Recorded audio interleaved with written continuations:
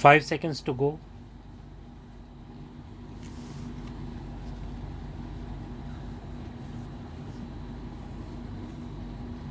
Start.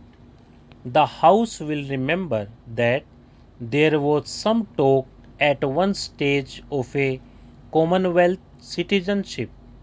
Now it was difficult to understand what the status of Commonwealth citizenship might be, except that it meant that its members were not completely foreign to one another.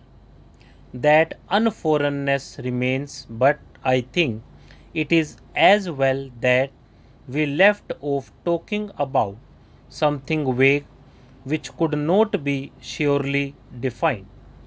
The other fact also remains, as I have just stated, the fact that we should take the right to ourselves, if we so choose, to exercise it at any time, to enter into treaties or arrangements with the Commonwealth countries, assuring us of certain mutual privileges and preferences.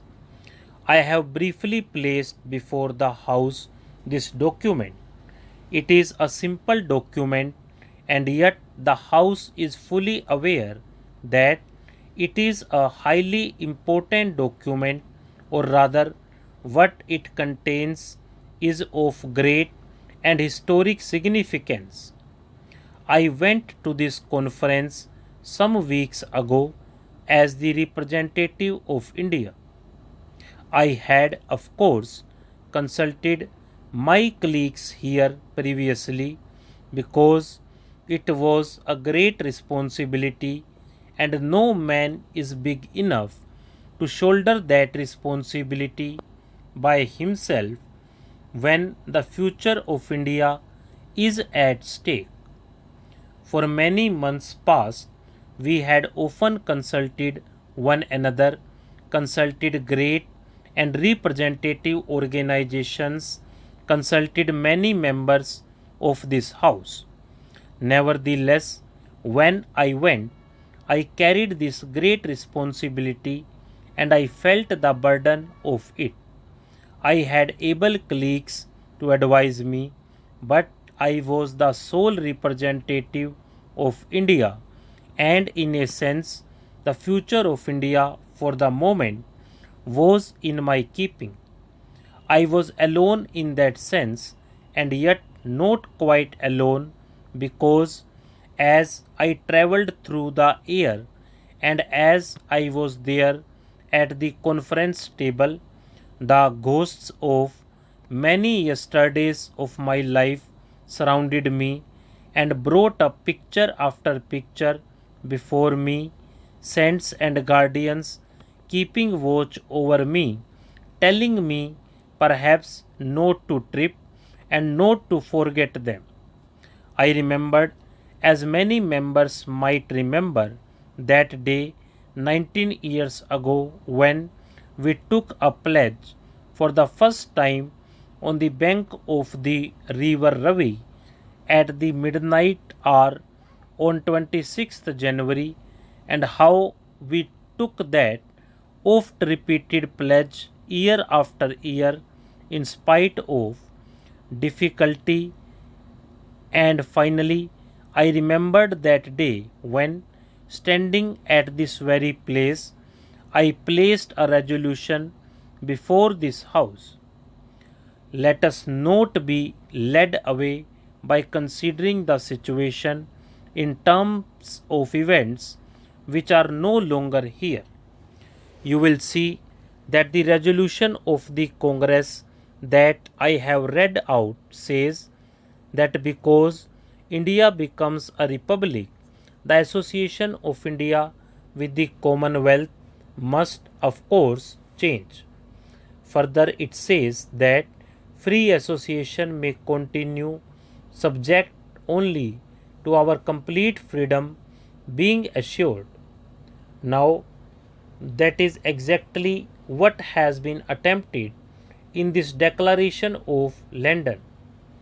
I ask you or any honorable member to point out in what way the freedom, the independence of India has been limited in the slightest.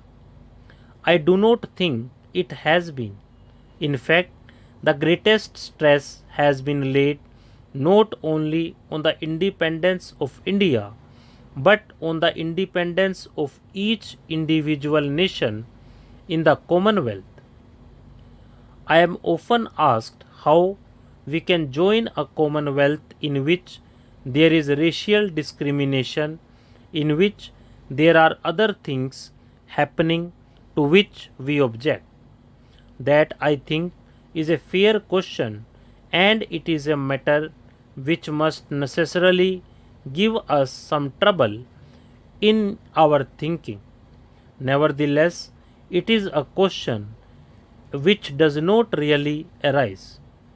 That is to say, when we have entered into an alliance with a nation or a group of nations, it does not mean that we accept their policies, and it does not mean that we commit ourselves in any way to something that they may do. In fact, this House knows that we are carrying on at the present moment a struggle, or our countrymen are carrying on a struggle in regard to racial discrimination in various parts of the world.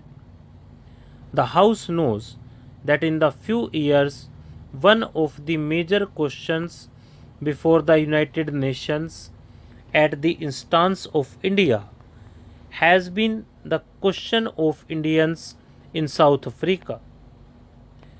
May I, if the House will permit me, for a moment refer to an event which took place yesterday, that is, the passing of the resolution at the Central Assembly of the United Nations, and express my appreciation and my government's appreciation of the way our delegation has functioned in this matter, and our appreciation of all those nations of the United Nations, almost all, in fact, all barring South Africa, which finally supported the attitude of India. One of the pillars of our foreign policy, repeatedly stated as to fight against racial discrimination, to fight for the freedom of suppressed nationalities.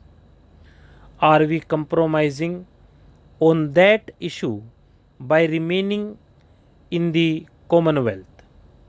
We have been fighting on the various issues, even though we have thus far been a dominion of the Commonwealth. Stop.